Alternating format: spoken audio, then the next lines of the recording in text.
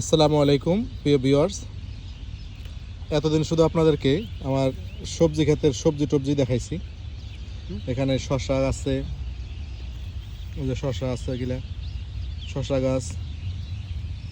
এরপরে এ পাশে মিষ্টি কুমড়া, যে মিষ্টি কুমড়ার চারা এত সুন্দর হয়েছে, একেবারে নকনকা। আমাদের মানিকগঞ্জের ভাষায় বলে থনথনা নকনকা। তো ওর পাশে আছে যে ধনিয়া পাতা। তো আজকে আপনাদের সাথে শেয়ার করব আমাদের ক্ষেতের ধনিয়া পাতা, এবং খেতে আমরা আজকে খেতে বসেছি। ওখানে আছে ধনিয়া পাতা প্লাস দেশি আমন চাল, আর আমাদের নিজেদের ক্ষেতের শিম। গতকালকে দেখেছিলাম আপনাদেরকে যে শিমগুলো আমরা গতকালকে নিছি, সেই শিম গাছই কিন্তু সেই শিম আজকে রান্না করে আমাদের বাগানেই খেতে বসেছি। পিছনের 20 বছর এরকম মানে চকে খাওয়া, খেতে খাওয়া বা মাঠে খাওয়া হয় নাই।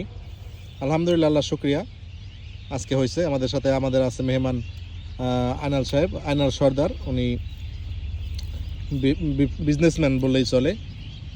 আমাদের সাথে আছে রুবেল, ও এখনও শশা গাছের যত্ন নিতেছে।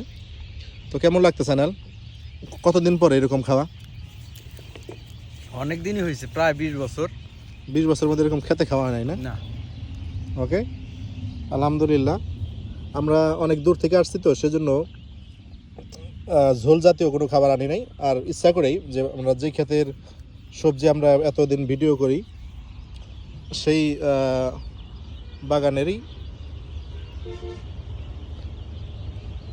বাগানের সবজি এবং সেই বাগানেই খাবার কথা। এই যে দেখতে পাচ্ছেন, ওই যে আমাদের ধনিয়া পাতা প্লাস ধনিয়া পাতা ভর্তা।